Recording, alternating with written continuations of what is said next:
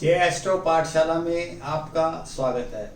वास्तु में हम बात कर रहे हैं पद विन्यासों के बारे में। पद विन्यासों में गोल्डन रूल को कैसे लगाया जाते हैं उसके बारे में, और गोल्डन रूल क्या होते हैं और एक आम रूल गोल्डन रूल कैसे बन जाता है इसके बारे में हम बात कर रहे हैं। पिछले वीडियो में हमने बात की थी बल्लाट के बारे में,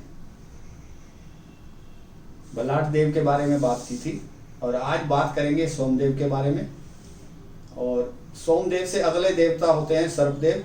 जैसा कि मैं आपको सब वीडियो में बताता हूँ, आगे और पीछे वाले पद विन्यास का ध्यान रखना जरूरी है। जैसे अब सोम के पहले बल्लाट देव हैं और सोम के बाद सर्पदेव हैं, ये हमें ध्यान रखना चाहिए। उसके बाद आती है बात एंगल की।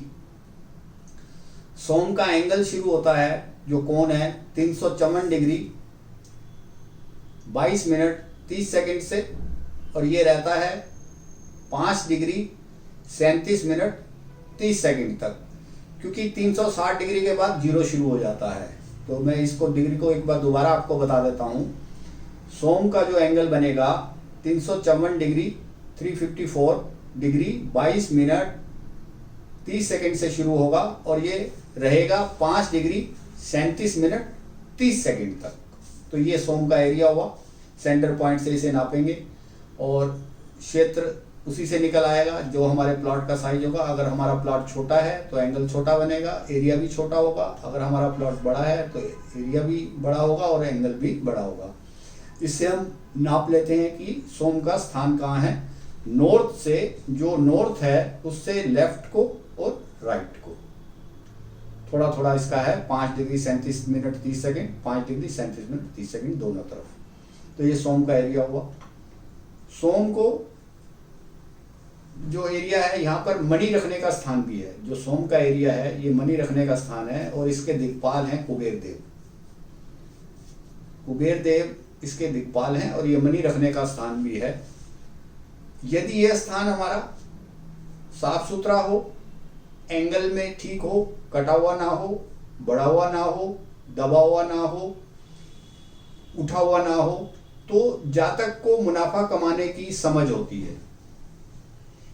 उस घर में रहने वाले जातक को मुनाफा कमाने की समझ होती है, या कोई व्यवसाय कर रहा है वो, जहाँ पर अगर व्यवसाय की वास्तु हम कर रहे हैं तो वहाँ हम देखेंगे अगर ये जगह सही है तो उसको मुनाफा कमाने की समझ होती है, और वो समय पर अपने अवसर को खोता नहीं है, अवेल कर लेता है।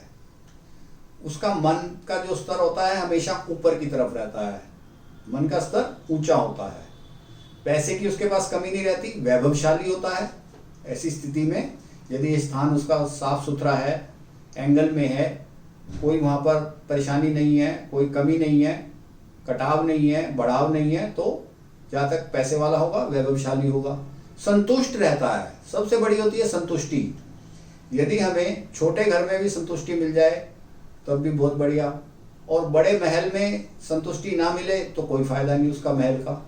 तो यहाँ पर ये हमें देखना है कि जो उसका लेवल है उसके हिसाब से उसको संतुष्टि मिल जाती है, वो खुश रहता है, समृद्धि होती है, उसकी चर्चा होती है, अपनी सोसाइटी में उसकी चर्चा होती है कि ये समृद्धिशाली व्यक्ति है, उसकी सोसाइटी में चर्चा होती है। पुत्र संतान से उसको सुख मिलता है, पुत्र संतान का सुख मिलता है, पुत्र संतान उसकी सेवा करती है। तो ये सब चीजें हम देखेंगे सोम से। सोम क्या है? वनस्पतियों का राजा है। ये सब देवताओं का पेय पदार्थ जो होता है सोमरस, वो उन जड़ी बूटियों का राजा है। तो उस हिसाब से भी हमें देखना चाहिए, अगर ये हमारा एंगल ठीक होगा, यहाँ पर स्थान ठीक होगा, वहाँ पर कोई कुप्रभाव नहीं है, तो हमें लाभ मिलता रहेगा।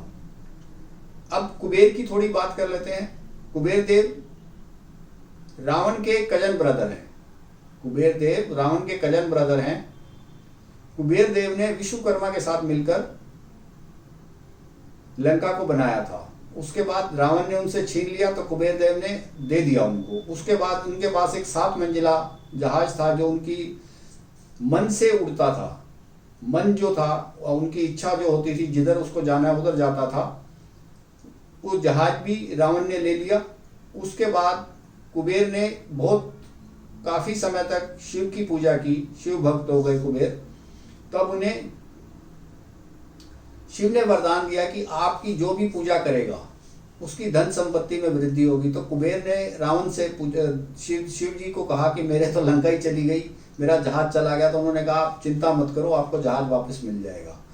रावण के मरने के बाद विभीषण ने वो जहाज वापस कर दिया था। फिर भी कुबेर शिव भक्त बने रहे।